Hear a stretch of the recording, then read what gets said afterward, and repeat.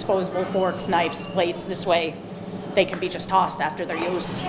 Now, some areas are seeing water pressure return tonight, but officials stress it is still not safe to use. The water remains dirty and it has to be boiled until state testing is finished. Borough leaders say local businesses and companies stepped up today to provide water, and they are grateful for that support. You're the victim of a serious crime. Justice is served and the person responsible is held accountable. You're awarded restitution only to be victimized again when the defendant fails to pay. This is a big issue that 2822's I-Team reporter Avery Nape takes a closer look at tonight. He joins us live in studio to explain. Avery?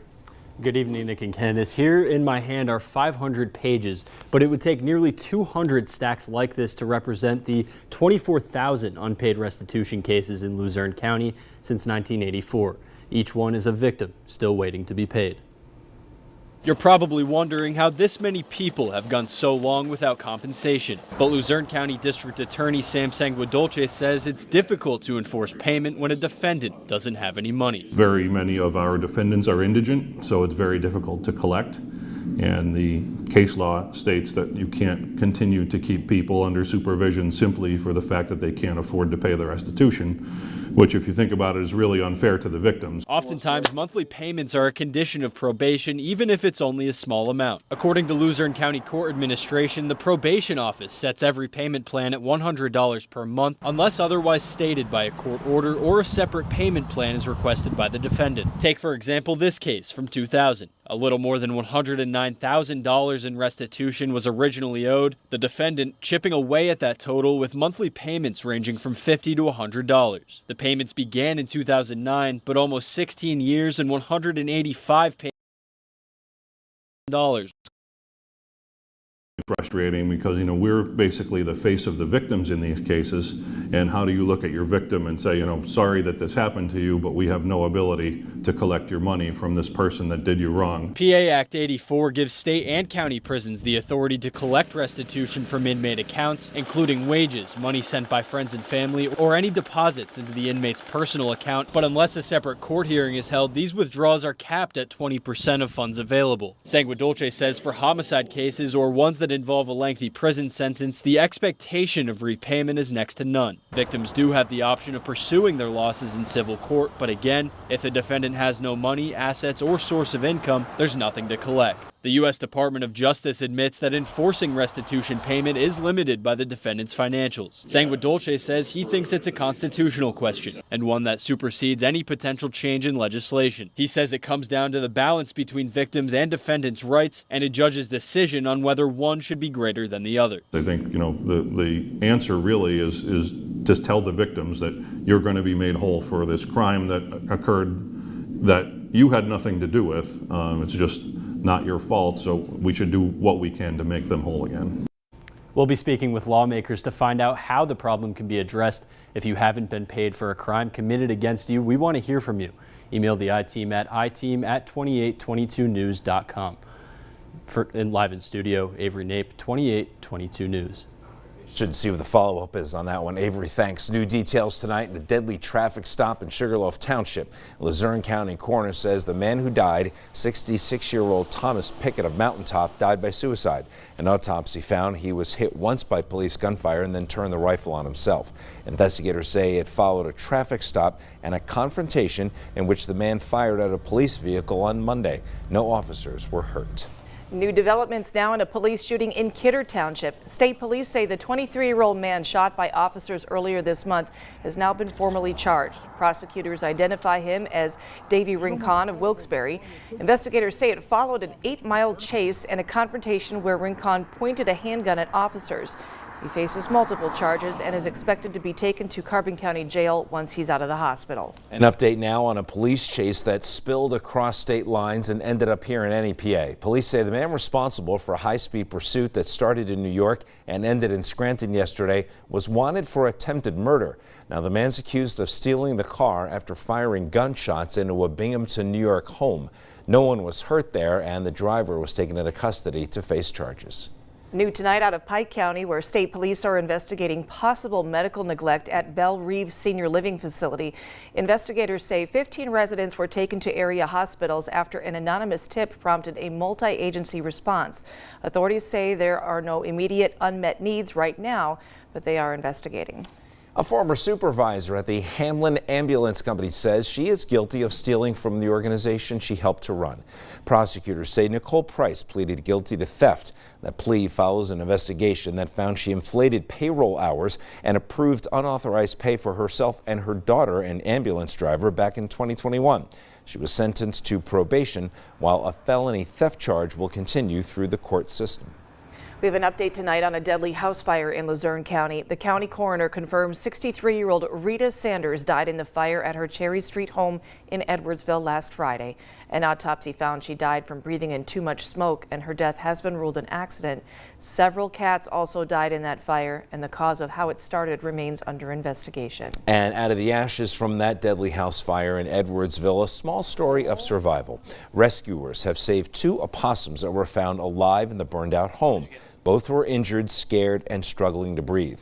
The female, that they've named Cinderella, suffered broken ribs, smoke inhalation, and burns to her ears and paws. The male was found near a rear window with burns to his tail, ears, and feet. Now, both were brought out to Pocono Wildlife in Stroudsburg, where they are now in round-the-clock rehabilitation. If an animal needs help, our doors are always open. We never refuse an animal due to capacity issues. We just continue to build. Typically, we're the last stop, so if we say no, people either take them home or release them back into the wild, which is a setup for disaster. Despite those injuries, both opossums are expected to recover. If all goes well, they'll be released back into the wild this spring. Stroudsburg's leadership was in a crisis with a mayor appointed and then suddenly gone. But now, a new face is promising some stability. Who she is and what her first priorities are going to be. Next. Plus, a day of ashes, fasting, and for some, a real test of willpower.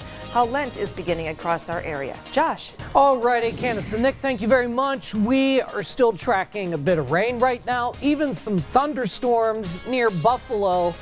At the same time, let me show you downtown Scranton. It's not too bad, but we do have some fog. It's 38. We're tracking more winter weather. And we'll see you back here in a few minutes on 2822 News.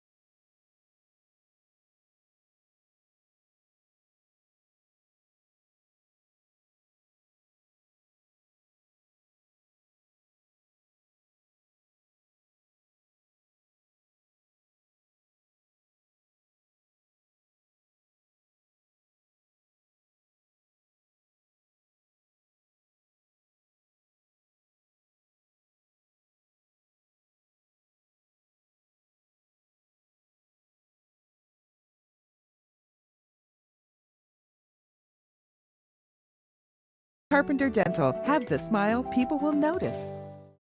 Stroudsburg's borough leadership, the town is turning a new page with a new mayor. Ellen Curry was appointed as the new mayor of Stroudsburg Borough earlier this month. She steps into the role following a tense period for borough leadership, including a former mayor who was appointed and resigned all in the same meeting.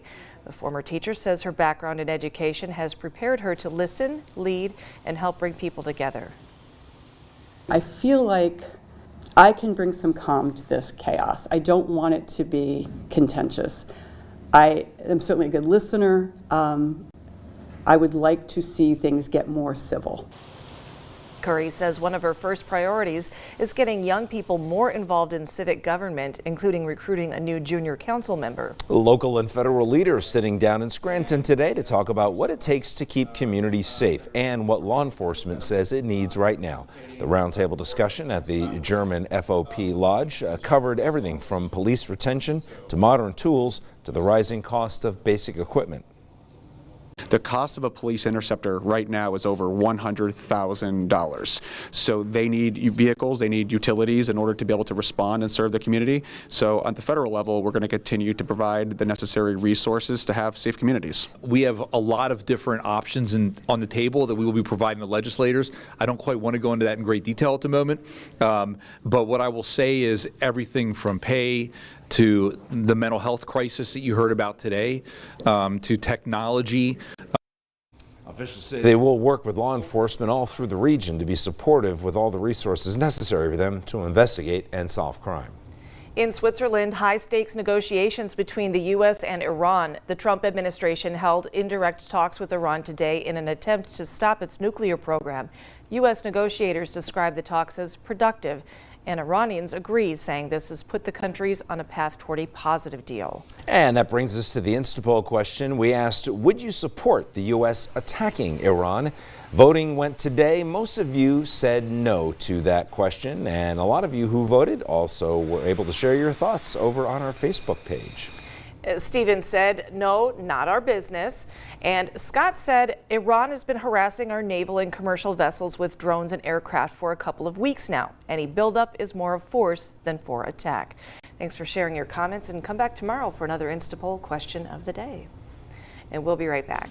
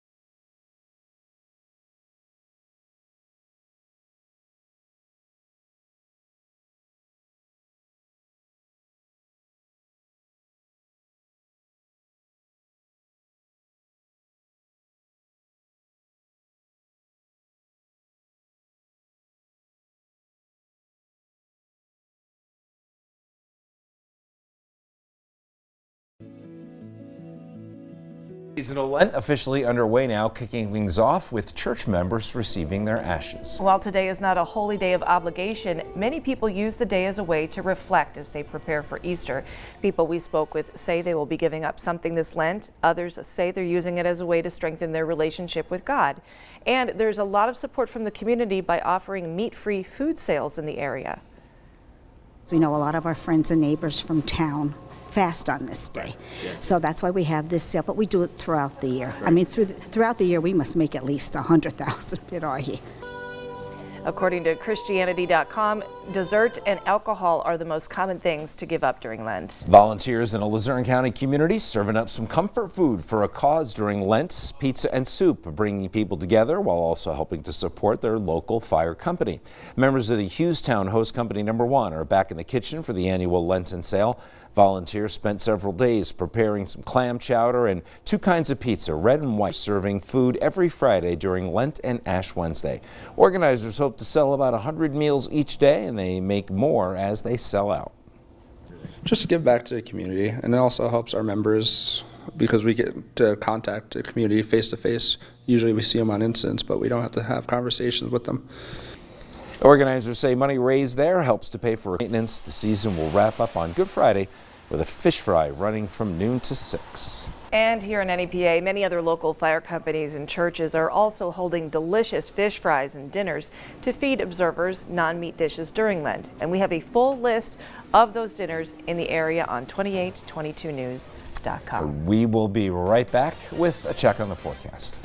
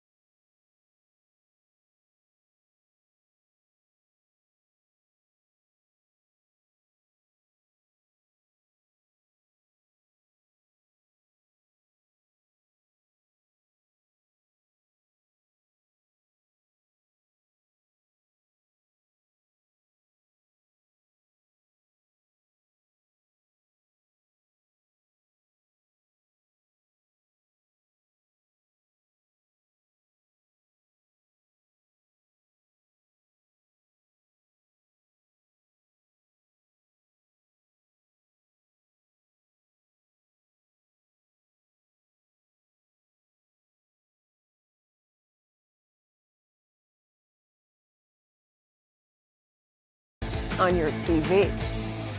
All right, welcome back, everyone. So we had a gloomy day today. I'm hoping maybe the sun will come back. Eventually. Okay. It's called May. Great. Awesome. You know how it goes. Let me put that in my calendar. Yeah, pencil it in. Yeah. When it's cold and you have the Arctic air this time of the year, that's when we have a better chance of getting that sunshine. Right. Yeah. Warmer weather, the trade-off is the clouds. So, clouds. Let me show you what's going on here. I clicked that button too fast, so let's get back to it. We do have some drizzle We have some very light passing rain showers that are not necessarily showing up on our radar, but also this. A cluster of thunderstorms. I don't expect them to hold together for much longer, but our atmosphere is kind of weird right now. So on the off chance that they do, I wouldn't be surprised if there's an odd rumble of thunder at some point at someone's house in the next couple of hours. Once again, a little bit of fog off in the distance. Here in Pottsville, it's 36. Wind not helping us out much. It's rather calm, and that's one of the reasons why we have the fog. Here in downtown Wilkes-Barre, can't see very far. Fog again. It's 38. Wind rather calm. Temperature close to the dew point. We get the fog. We do have dense fog alerts that are in effect once again tonight through tomorrow morning. Keep in mind, it's going to be one of those situations like the past couple of mornings. You're driving along, it's fine, it's fine, it's fine. Next thing you know, you can't see in front of you, especially across some of the higher elevations. 37 right now, Bloomsburg and Hazleton, 38 Scranton, 37 Tunkhannock, 33 Mount Pocono, mid-30s Lehighton. Socked in with clouds tomorrow. If you are lucky enough to see some sunshine, enjoy it. For the rest of us who won't, upper 30s and low 40s. 3, 4, 5 o'clock, we're fine on Thursday. Thursday evening, Thursday night, here comes some rain. Notice a little bit of pink. That's freezing rain. That's going to be around through early Friday morning. Friday morning, wintry mix, some rain showers. It will ease up through the afternoon. I think we get into Thursday night and Friday morning. In the valleys, mainly rain. Some mix is possible. Across the higher elevations, more of a wintry mix. Perhaps some snowflakes, some sleet, some freezing rain, and potentially even rain. Friday morning, there could be some icy spots. Keep that in mind, 6, 7, 8 o'clock in the morning. The pink here represents the best chance of getting some freezing rain Thursday night into Friday morning. That's why we're giving you the early heads up here. Quiet weather on Saturday. Some snow is possible on Sunday. We've been talking about this for a bit now. Potential for a storm Sunday into Monday. So let's walk you through that here. This is Friday. All right, Friday afternoon, things are wrapping up for us. Saturday, we're fine. There's the southern storm. Saturday night to Sunday. What's it going to do? Is it going to scoot right out to sea? Or is it going to make a left-hand turn and roll up the eastern seaboard? All the pieces of this puzzle are getting closer to the states. They're in the West Coast. They're going to come into the West Coast. We analyze them a little bit better. We have a better sense of what this storm is going to do. We'll keep you posted. You just come back for the updates. Fog tonight, chance of a shower. Could be some freezing drizzle in spots. Low and mid 30s tonight. Tomorrow, some fog in the morning, otherwise mostly cloudy, low 40s. Rain, wintry mix Thursday night, Friday morning. We have Friday morning as a weather alert period because of that potential for a little bit of ice. Saturday, we're fine. Sunday into Monday, we're tracking that storm, and it wants to be cold again for early next week. There's your sun, Tuesday. Yay. Okay, we'll take it. That's 6 days away. Yeah. Sign me up. Hey, around here, one day a week is like two thumbs up. You're winning. Yes. You're doing that. True. Thank you. The road to Mohegan Arena continues on Wednesday night. Playoff basketball across District 2, including Dunmore tonight. Here's Nick Zelaya with sports. Hey, Nick. Nick, Candace, a real intriguing matchup in Dunmore tonight between Holy Redeemer and Holy Cross. The two programs meeting all the way back in December, a 9-point Crusader victory. Now it's postseason time. Redeemer facing this Holy Cross team that's won 7 of its last 9 games. That guy, Adam Badurka, back in the lineup has helped big time, but it's Redeemer off to a rapid start. Caden Sepkoski, the easy lay, and the Royals jumping out to an early lead. Out of a timeout, Holy Cross find its groove. The fadeaway jumper from Jack Alpert. And then C.J. Thompson said, see this happen. Give him the rock and let the junior work. Bucket in the foul for 3 the hard way. And then Thompson, left alone in the corner, right in front of the students, drills the triple. Thompson had a game-high 20 points. Redeemer Keeping this a ball game throughout, Max Mahotsky on the break lays it in, drops in plenty of contact, gets the line and converts, but just before the half, Holy Cross on the break, Badurka hits the three. He had 11 tonight as Holy Cross advances to play Riverside on Saturday. They win tonight 53-42. Abington Heights girls basketball advancing into the 5A semifinals tonight with a 39-26 win over Pittston. The Comets scoring 19 in the first quarter, led by Emma Coleman, who had a double-double, 12 points, 10 boards. Up next, the top seed Crestwood Comets, who knocked out Abington in last year's semifinal round.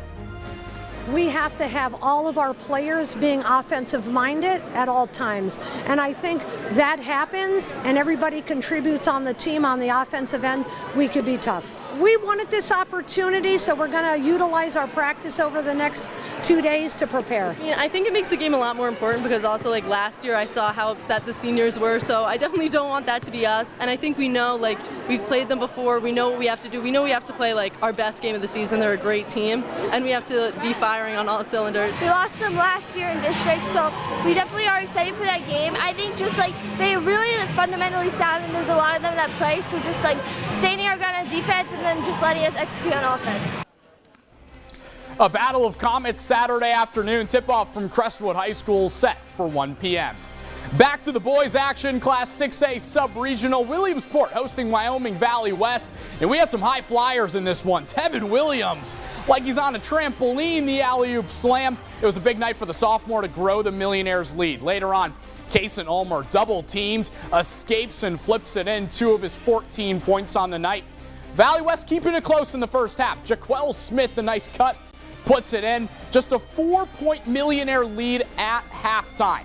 In the third quarter, it was part 2 of this slam dunk contest. Williams leaps, cocks it back, and throws it down. A game-high 26 points for Williams, and then another steal leads to a Makai Gaston dunk. He rocks the rim. Williamsport advances, 16-point victory over Valley West. It's real simple. It's win or go home. We get an opportunity to move forward if we get to Mohegan. So guys will be locked in, and we talked about getting bored with the process. Now isn't the time of year where you get bored with the process. So guys need to come in. We got to lock in. We got to focus. If we don't have all of our guys, that makes it a little bit more challenging. So we got to make sure that guys know what they're doing and that we're a little bit more precise in our execution.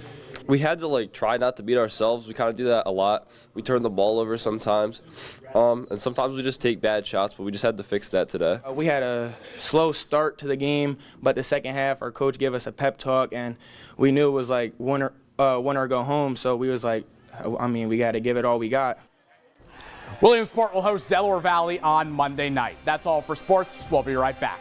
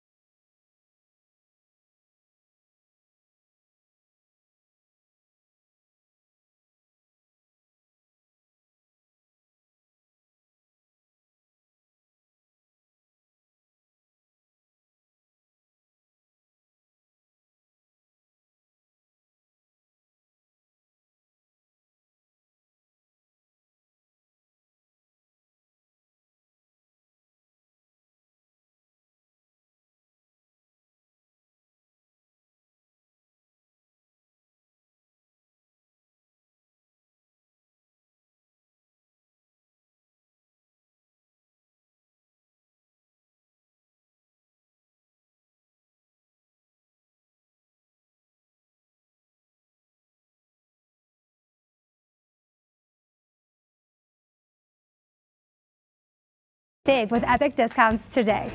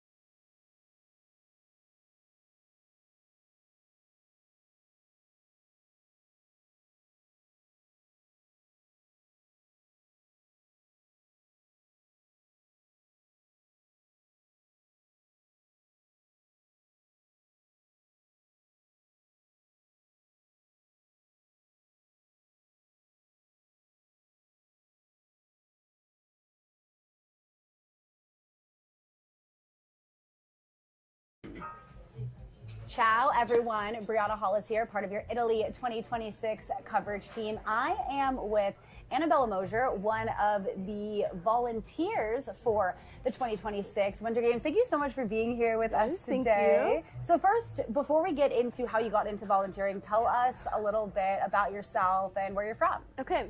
I'm from Omaha, Nebraska. I just graduated with my master's in social work, and I'm working as a play therapist in Omaha. Okay, that's very impressive.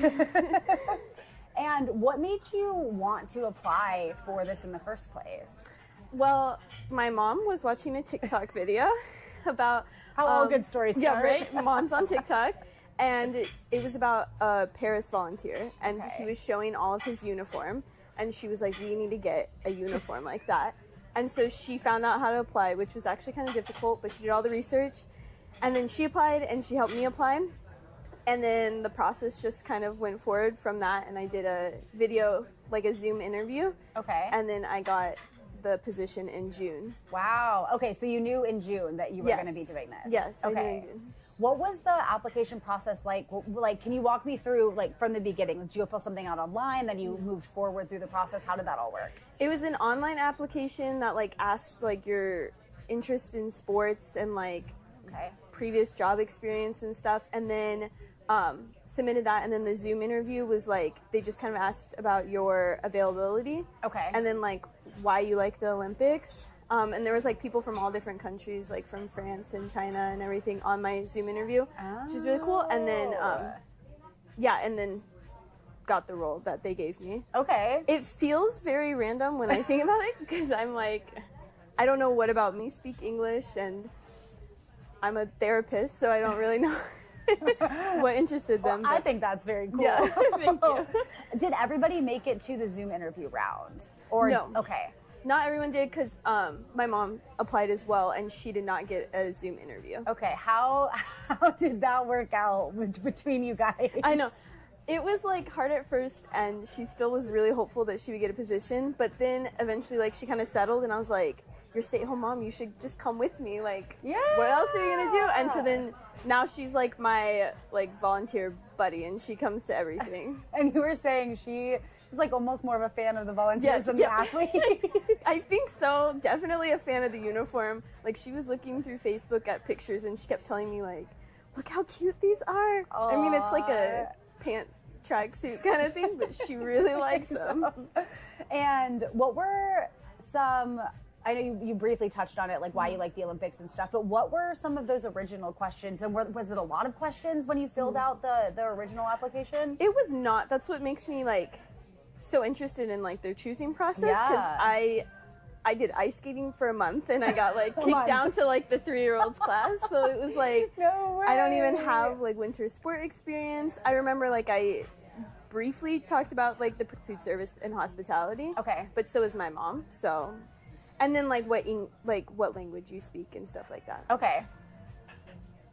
Oh, we got a little coffee break. You can come drop it over here. Yeah. Claudio, thank you. We're in Italy, so we have to have a little coffee break, right? Look at this. Biscuits. And biscuits. Enjoy the coffee. Claudio, thank you. Now we have these in the shop. Yes, there we go. Gotta love being in another country, right? And speaking of, what have been your initial thoughts about Milan? Yes, I really like the like architecture of the city, and like how it's not just fields and cornfields like Nebraska.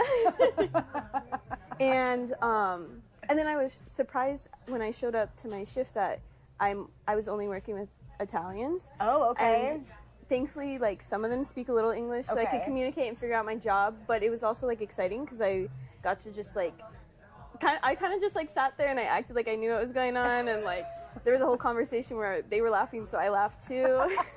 Look, I'm in the same boat. Yes. I've been doing that so many times. I mean, like, I feel like maybe I knew what they were laughing about, but I was like, but yeah, so then I get to kind of like, I was talking to them about their culture and like different things that's special that they enjoy doing here, what I should eat. So that's been really cool to like kind of be involved in that. I've only worked one shift. Okay. And what's the process like? What's your schedule like? Do they give it to you ahead of time so you know when you're working? Do you get to pick when you work? How does that work? So so I said I was available, and you tell them like how many days you're available for. Okay. And then they give you the schedule, and they had overscheduled me, so then I just like asked if I could be corrected to the right amount of days. Okay. And then they just picked the times and whatever. So nice. I work in accreditation, which is like we're open from like 7 to 9. Okay. In the hotel. 7 a.m. to 9 yes, p.m.? Yep. Okay. So I have shifts like between those times for like 8 hours. Okay, and what do you do exactly? Yes. So it is at the Olympic Family Hotel, and so we give accreditation to like media and like dignitaries or diplomats. Okay. And then as well as like guests of like connected to like the Olympic committees and people like that. And it was really cool because it was like I was getting so many different passports. Yeah. Like passports from like Korea and China and New Zealand. And then I was always excited for a United States one. Right, yeah, because then you can ask, like, where are you from and whatnot. Yeah. What other states have you seen? I saw Massachusetts. Okay. I saw Utah, and I saw Kansas. Fun. Yeah. Okay. What has it been like? You talked about it a little bit. You know, you were working with primarily Italians.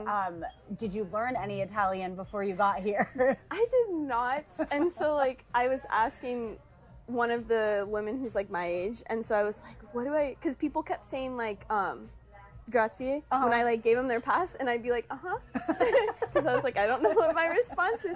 So I asked her, and she was like, prego. Yeah. And so I was like, okay, now I have to throw that in there. Exactly. But then also like people would just come up to me and speak Italian, and I would be like, sorry, I don't speak. And then they would like correct and like speak it. Most of the time they could speak a little English. Right. Which is, I'm glad they could. I know, that's funny because I've run into that too, and I'm going to butcher this pronunciation, I'm sure, so any Italians watching, please don't judge me. I promise I'm trying. But I tried to lock down, I'm sorry, I don't understand. Do you speak English? I'm pretty sure it's mi dispiace, non capisco parli inglese.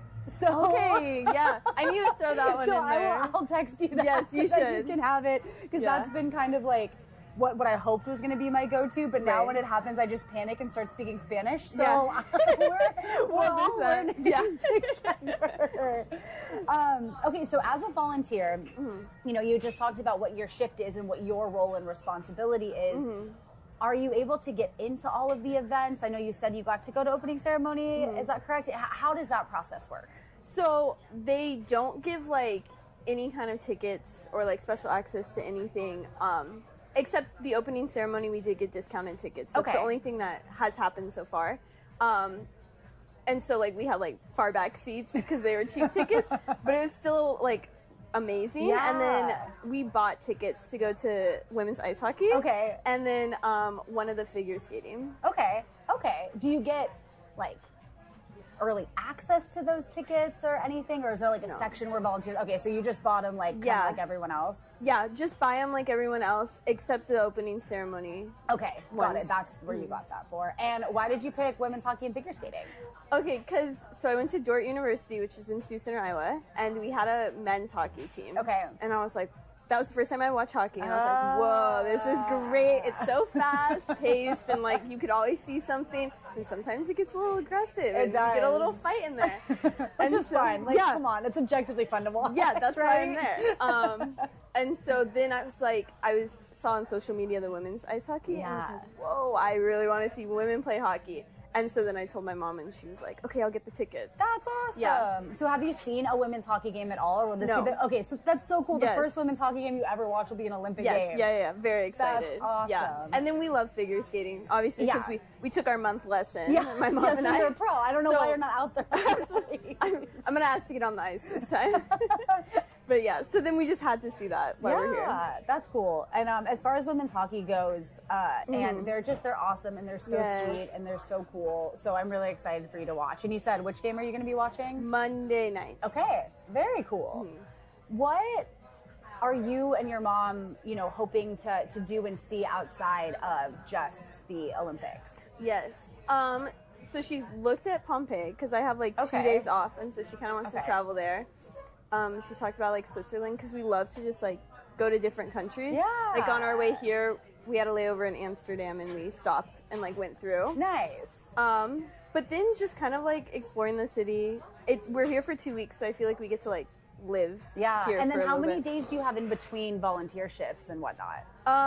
Just the 2 days. Oh, okay. Yeah, so like I go from like, what was yesterday, the 6th through the 17th, and only 2 days in between where I don't Got work. it. Okay. Were you nervous at all? Yeah, I was super nervous because like going into a space where you don't speak the language and you don't really know the like culture or the customs, Mhm. I didn't want to like offend anyone, and I didn't want to like assume that you would understand me, or I Okay. wanted to be able to communicate well. Yeah. So I was really nervous.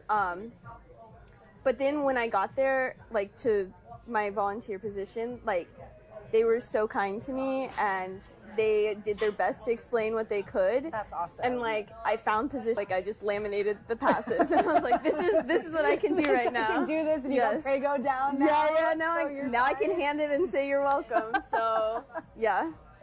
Did you get to pick that? The laminator? No, the spot, the volunteer spot. Oh, sorry. I was like, yeah, I did go stand back there. No, that was where they assigned me. Got it. Which I think is also interesting because like they all speak Italian and I don't, but that doesn't necessarily like mean I can't do the job, because like a lot of people come through who don't even speak Italian or really English. Yeah. So then I'm just like, passport. I love it. And they get it. Well, Annabella, thank you so much for your time. This was so fun. And look at this, guys, an inside look at volunteering at the Olympics. When the sun goes down, you need that home field advantage. When officials see my name on a caller ID, they answer. Yeah, Chief, can you update the situation? Watch the team with the home field advantage. Only on WBRE and WYOU. We start tonight with some breaking news. I'm Brianna Hollis with the Italy 2026 coverage team. And one of my favorite things about the Olympic Games is the stories behind all of these athletes, because everyone has one. For snowboarder Jake Pates, who hails from Colorado, that story involves stepping away from the sport and some physical and mental health struggles. Today, we'll talk about what prompted him to step away